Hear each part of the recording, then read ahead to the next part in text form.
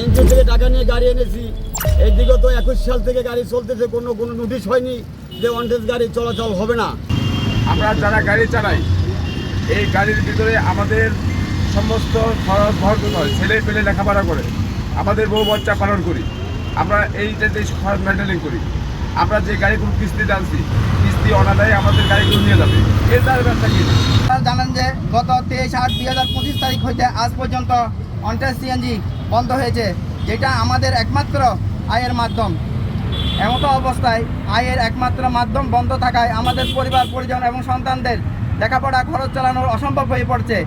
এই গাড়িগুলির অধিকাংশ কিস্তির মাধ্যমে আনা হয়েছে, কিন্তু কিস্তি চালানো অসম্ভব হয়ে পড়ছে। তারপরও আমরা কর্তৃপক্ষের সঠিক সিদ্ধান্তের অপেক্ষায় ছিলাম।